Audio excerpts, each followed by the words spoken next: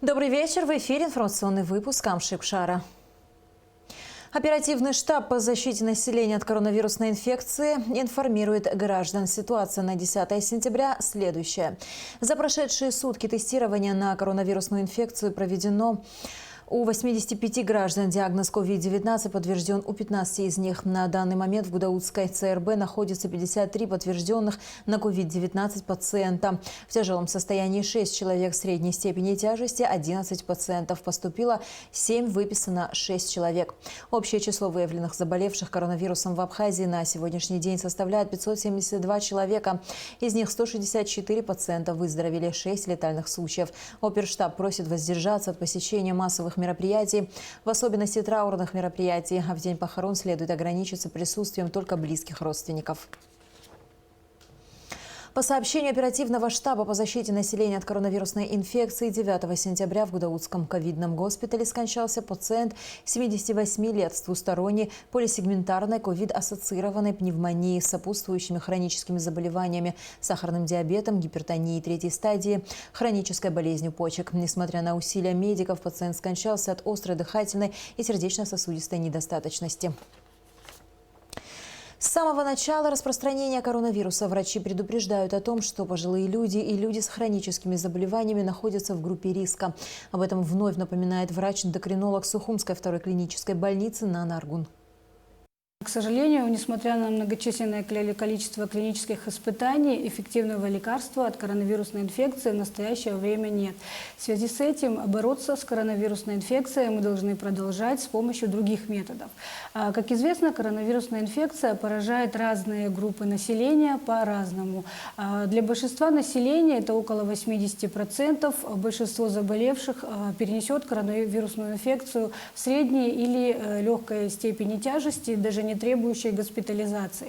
Однако наиболее восприимчивы к коронавирусной инфекции это люди пожилые и лица с низким иммунитетом, у которых есть сопутствующие заболевания, такие как сахарный диабет, гипертоническая болезнь, сердечно-сосудистые заболевания и другие хронические заболевания. И именно эти люди составляют большинство скончавшихся от коронавирусной инфекции. И именно их нашими неправильными действиями мы ставим на грань между жизнью и смертью. В настоящее время, к сожалению, коронавирусная инфекция диктует нам новые условия жизни, в которых не должно быть места фатальным ошибкам. Какие это могут быть ошибки? Это посещение мест людного скопления, массового скопления людей, таких как свадьбы, похороны. Это невыполнение рекомендаций, которые набили, наверное, всем уже оскомину, но это такие рекомендации, как социальное дистанцирование, мытье рук, ношение масок. Если больны вы или вы были в контакте с человеком, который перенес эту инфекцию, вы обязаны находиться на самоизоляции в течение 2 недель. Даже если при этом у вас нет никаких симптомов, вы можете находиться в инкубационном периоде, или у вас может эта инфекция протекать бессимптомно. Вы все равно являетесь угрозой для окружающих людей. Нас с детства учили уважать, почитать стариков. Я думаю, сегодня самое время показать им свое уважение и позаботиться от них. Давайте вместе спасем жизни нашим старикам. Пользуясь случаем, хочется обратиться к пациентам с сахарным диабетом, поскольку коронавирусная инфекция именно для этой группы больных представляет особую опасность своими осложнениями. Если у вас есть сахарный диабет, пожалуйста, каждый день проверяйте уровень сахара в крови. При необходимости увеличивайте дозы инсулина или пероральных сахароснижающих препаратов. Если по каким-то причинам вы не можете контролировать свой диабет на должном уровне, у вас показатели гликемии высокие, обязательно свяжитесь с вашим эндокринологом. Это можно сделать в условиях пандемии по телефону, ни один из них вам не откажет. Вот то, что творится вокруг вас, все это должно вас заставить пересмотреть свое отношение к питанию, поскольку именно от этого зависит очень многое. В Скворчале одна из самых благополучных эпидситуаций на сегодняшний день, хотя и до него уже добрался коронавирус. Районная администрация и врачи предпринимают определенные меры и контролируют ситуацию, хотя в городе по-прежнему нет полноценной больницы. Наши корреспонденты побывали в городе Героя, чтобы выяснить, как идет строительство больницы и как скворчалцы справляются с эпидситуацией. Репортаж Эсмы Гуланзе. Реконструкция Тхуарчалской ЦРБ по российской инвестпрограмме началась еще в 2017 году и должна была завершиться в ноябре 2019 года. Однако в проектно-сметной документации было допущено много недочетов. Именно поэтому строительство здесь продолжается и по сей день. В проекте здания не были предусмотрены такие необходимые объекты, как столовая, прачечная, морг, помещение для рентгеновского аппарата, лестничные перила и даже забор вокруг больницы. Во дворе, значит, на этой территории, которую сейчас ограждают, будет расположена, значит, прачечная, столовая, скорая помощь, гараж-бокс на 3 машины скорой помощи. Будет произведен ремонт старого здания морга. И расположена рядом будет автоклавная. Внутри, значит, после завершения наших отделочных работ последовательность будет установка инвентаря и оборудования. Если будет финансирование, то в конце года, наверное, мы уже сможем сдать все недостающие корпуса, о которых шла речь. На данный момент ремонт основных 3 корпусов практически завершен. Здесь будут располагаться поликлиника, отделение педиатрии, терапии, а также акушер-гинекологическое и хирургическое отделение с 2 операционными залами. Медучреждение рассчитано на 100 коек. Функционирование большой полноценной больницы в Тхуарчале крайне необходимо. Сегодня врачам приходится принимать пациентов в маленьком здании бывшей инфекционной больницы, в которой расположены лаборатории и несколько палат. На данный момент прием пациентов ведется хирургических в бывшем детском отделении. Там у нас развернут оперзал. И проводим мы экстренные операции. Терапевтических больных мы принимаем в здании инфекционного отделения. А родильное отделение на прежнем месте, где оно и было, там ведется прием рожениц и гинекологических больных. Неудобства есть, и мы с нетерпением ждем перехода в новое здание, где у нас будет новое оборудование, новый рентгенаппарат, УЗИ-аппарат, где у нас предусмотрен также фиброгастроскоп.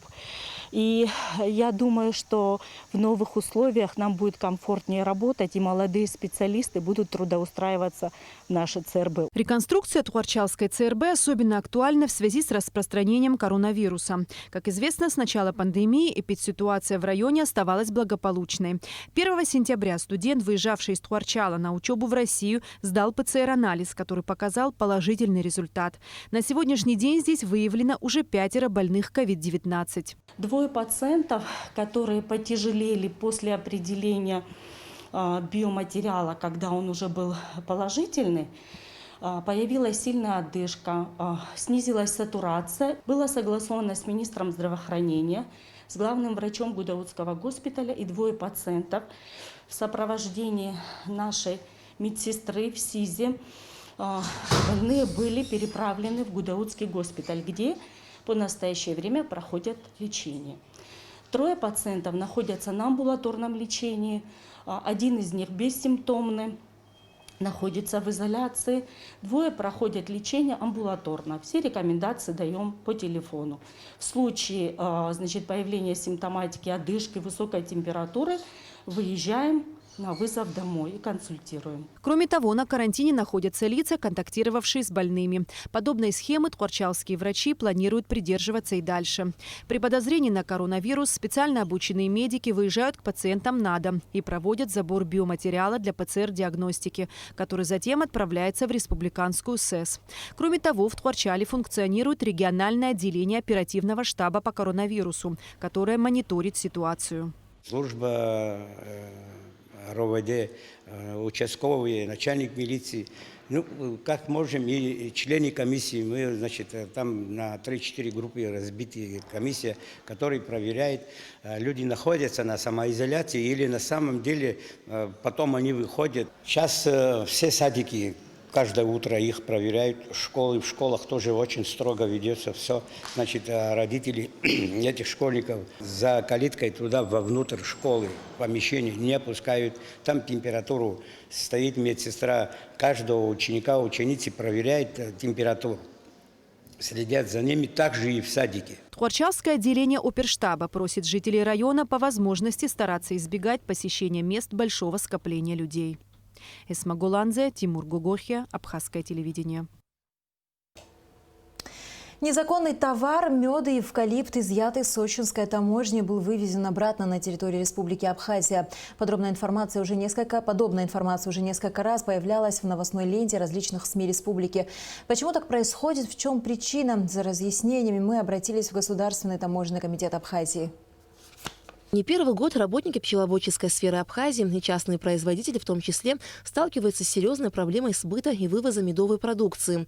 Ввиду участившихся случаев попыток незаконного перемещения под карантинной категории товаров физическими лицами, Государственный таможенный комитет Абхазии информирует граждан о порядке перемещения медовой продукции через абхазо-российскую границу. При вывозе меда натурального за пределы Абхазии физическим лицом для личного пользования необходима подача пассажирской таможенной декларации, а в отношении вывоза коммерческой партии необходимо предоставление сертификата соответствия, ветеринарного сертификата и коммерческих документов. Буквально недавно, в течение 2 дней на российско-абхазской границе сотрудники сочинской таможни задержали более 400 килограммов меда.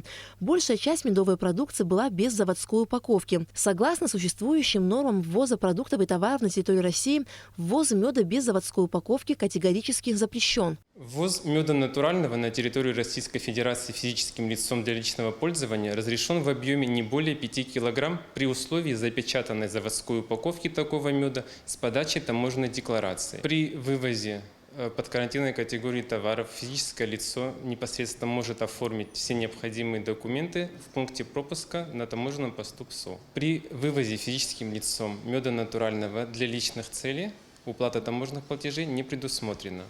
В случае вывоза меда натурального для коммерческих целей необходимо уплатить сбор за таможенное оформление в размере 0,1 от таможенной стоимости. Таким образом, физическим лицам, экспортирующим мед, стоит обратить внимание, что у абхазской стороны при вывозе на территорию России, вне зависимости от объема вывоза медовой продукции, действует только общий порядок осуществления таможенных операций. Но у российской стороны есть свои ограничения в ввозимой медовой продукции. Поэтому изъятые российскими таможенниками более 400 килограммов меда были возвращены в Абхазию. Кроме того, инспекторами был обнаружен свежесрезанный эвкалипт весом около 200 килограммов.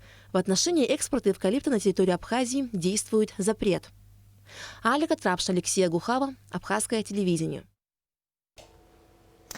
На первом заседании Сухумской городской избирательной комиссии, сформированной 8 сентября, большинством голосов председателем избиркома был избран Адгур Лагвилава, его заместителем Лана Цаава, секретарем Алхас Джинджал. Выборы депутатов Сухумского городского собрания состоятся 1 ноября в 19 избирательных округах. Первый проект молодых управленцев «Гордость Абхазии» завершился 25 августа. Почти все победители конкурса получили работу в государственной системе управления. Сейчас молодые лидеры активно разрабатывают и дополняют свои проекты. Гугуца Варданя пообщалась с победителями конкурса. Имена победителей первого конкурса молодых управленцев «Гордость Абхазии» были объявлены 25 августа. В список вошли 5 человек. По итогам оценок конкурсной комиссии и зрительского голосования первое место в проекте занял Саид Бея. Далее Стамур Кутарба, Александр Ачвал, Максит Оси и Абзак Цвижба. У каждого из этих ребят уже есть свои проекты, которые они планируют осуществить, работая в государственной системе управления. Например, Александр Ачва занимается разработкой проекта по онлайн-бюджету при поддержке администрации президента. По его словам, необходимо создать платформу, на которой будут размещаться траты бюджетных организаций. В чем состоит суть проекта? Мы создадим онлайн-платформу, и все министерства и муниципальные субъекты, которые причастны к тратам бюджета Республики Абхазия, будут обязаны ежемесячно, ежеквартально предоставлять всю финансовую информацию о своих тратах из бюджетных средств.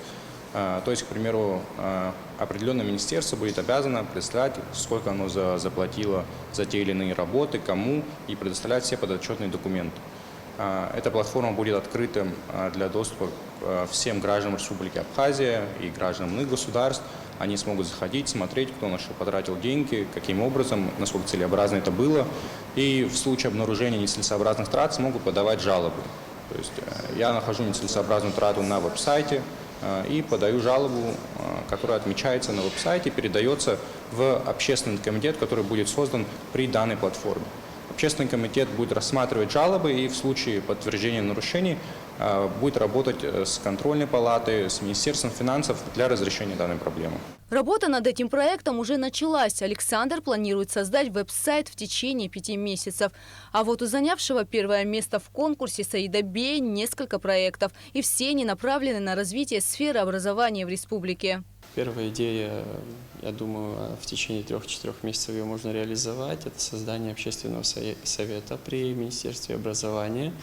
И данный совет, он крайне важен, потому что мы сегодня чувствуем запрос в обществе на обратную связь, так скажем, министерств, ведомств различных. И поэтому, мне кажется, это целесообразно. И такого рода вопросы, сложные вопросы особенно, нужно принимать коллегиально. И тогда и в обществе возникнет гораздо меньше вопросов. Второй проект – это проект, он действительно очень сложный, этот проект. Я думаю, что можно приложить все усилия для того, чтобы он все-таки вошел в краткосрочную перспективу. Этот проект электронной платформы для учителей. Эта электронная платформа послужит методической помощью для начинающего учителя и для учителя, который уже с опытом работы может поделиться своими разработками. Саид Бей, директор и учитель школы в селе Алахадзе, задумывается и над проектом закона об образовании, которого все еще в республике нет. Закон об образовании, его нужно принимать. Там есть, конечно же, возможно, какие-то подводные камни, связанные с финансированием каким-то, но, может быть, вначале даже опустить какие-то такие вопросы. Такого острые углы можно сгладить временно, но при этом, конечно же, любой закон нельзя принимать в экстренном порядке, но при этом закон об образовании давным-давно должен был назреть. В общем, планов у молодых лидеров много. Главное – создать проекты, которые будут эффективно работать. Организаторы конкурса «Гордость Абхазии» подчеркивают, что первый проект молодых лидеров прошел успешно, и у него будет продолжение. Финалисты конкурса и полуфиналисты конкурса уже изъявили желание участвовать в конкурсе в следующем году. Это очень радует. Мы получаем огромное количество сообщений от молодых людей, которые хотят принять участие в конкурсе. И мы очень этому рады. Это значит, что у нас все получилось. 4 из 5 победителей конкурса «Гордость Абхазии» получили работу в государственной системе управления. Астамур Кутарба стал внештатным советником премьер-министра, Александр Ачба – помощником главы президентской администрации по антикоррупционной политике, Алмахси Тосия – помощником министра финансов по поддержке малого и среднего бизнеса, Абзак Цвижба стал советником министра культуры по международным связям, а Саид Бея пока работает на прежнем месте. Гугут Савардани, Ильдар Дамиров. Абхазское телевидение. Абхазский драматический театр вновь распахнет свои двери для всех любителей театрального искусства. Первый спектакль нового театрального сезона состоится уже в пятницу, 11 сентября. Вниманию зрителей будет представлена постановка Валерия Кови по пьесе современного польского драматурга Славомира Морожика «Пешком». Это произведение о необычной военной истории обычных людей, отвечающих на многие вопросы современного общества. Начало в 19 часов. Мы планировали открыть это 2 сентября, но поскольку технические неполадки, световое оборудование у нас устаревшее, нужно срочно заменить кабель, поэтому мы отменили первый спектакль, к сожалению. И вот будет завтра. Это спектакль очень говорящие, нужные нашей аудитории, современным людям, потому что, во-первых, это современное произведение, и там подняты вопросы, которые волнуют многих людей. Есть ответы в этом спектакле на вопросы, которые стоят перед интеллигенцией, допустим, да, от имени одного из главных героев Супериуса. Еще есть тема войны. Вообще эта пьеса как бы конец войны 41-45 годов и вопрос интеллигенции. Вот как интеллигенция на интеллигенции отражается война. И вот Супериус говорит о том, что он образованный, интеллигентный человек, и ему не нужна война. Спектакль поставлен нашим известным режиссером Валерием Михайловичем Кове. Он показан не только в Абхазии, в разных странах, участвовал на разных фестивалях, и всегда самые высокие отзывы, потому что спектакль профессиональный и сделан очень добротно, хорошо. Я думаю, что это будет очень интересно и полезно нашим зрителям. 11 и 12 сентября в Государственном русском театре драмы имени Фазиля Искандера пройдут премьерные показы спектакля «Радость вопреки всему». А накануне премьеры традиционно в Русдраме прошла пресс-конференция и предпоказ спектакля. Об этом наш следующий сюжет. Спектакль «Радость вопреки всему» посвящен творчеству испанского поэта и драматурга Федерико Гарсиа Лорки. Постановка станет 6-й премьерой 39-го театрального сезона «Русдрама». Режиссером постановки является Мария Романова. Это не первая ее работа в «Русдраме». Буквально недавно с успехом прошла премьера «Кровавой свадьбы», также по пьесе Федерико Гарсиа Лорки. Новая постановка «Радость вопреки всему» – камерный спектакль в одном действии. Рассчитан на 62 зрителя, которые будут находиться на сцене вместе с актерами и тем самым еще больше сумеют погрузиться и познать жизнь и творчество великого драматурга. На самом деле для меня это работа, и я сказала ребятам вот позавчера, что говорю, вы понимаете, что это для нас лакмусовая бумага. То есть это такой... Мы ее выпускаем, это такое отчасти внутреннее, нравственное, духовное дело, действительно быть предельно честным к тому призванию, которым мы занимаемся, то есть к творчеству, к искусству и к театру в самом прекрасном его проявлении, молодом в плане духа, творчества, какого-то задора, где-то хулиганства. Коллективный образ испанского драматурга соткан из поэзии, интервью, размышлений и выступлений. Именно это и представят в новом спектакле «Радость вопреки всему» молодые актеры Русдрама. Для многих актеров в новинку играть в спектакле такого формата. Ощущение студенчества, потому что, во-первых, и способ работы для меня непривычный. Я, наверное, этюдным методом последний раз только в институте работал. Для меня это возможность похулиганить чуть-чуть. Мария поставила мне задачу отвечать за скепсис и иронию этого спектакля. Вот, и я буду стараться ее выполнять. Интересная работа, новое существование для меня. Не знаю, как для других, для меня точно. Я думаю, что вы получите удовольствие. И я думаю, что вы такое не видели еще.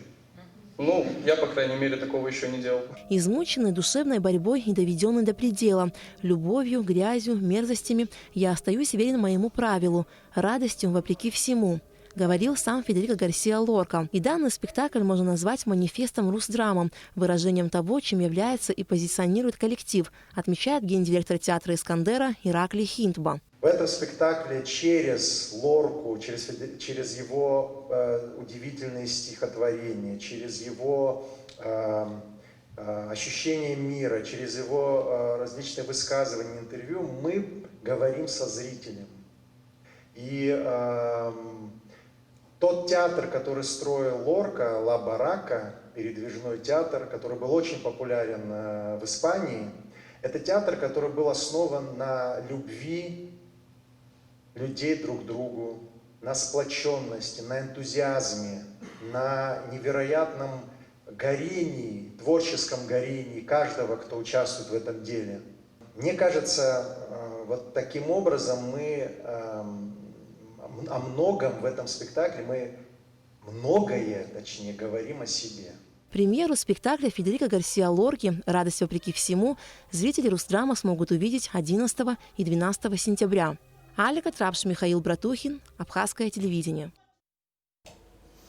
22 сентября в Центральном выставочном зале Союза художников Абхазии откроется выставка, посвященная Дню Победы народа Абхазии в Отечественной войне и 75-летию Победы в Великой Отечественной войне. «Художник. Время. Память» – масштабный выставочный проект. В 2 залах ЦВЗ будут представлены более 70 произведений. Работы современных художников, живописные полотна из коллекции Государственной национальной картинной галереи Абхазии и Государственного музея Отечественной войны народа Абхазии имени Сергея Дбара, сообщает пресс-служба Минкульта Республики.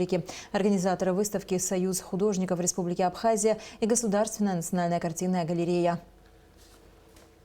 И в завершении выпуска о погоде. По сообщению Гидрометцентра, в Абхазии ожидается небольшая облачность без осадков. Температура воздуха ночью 17-22, днем 26-31 градус. Температура морской воды 25 градусов.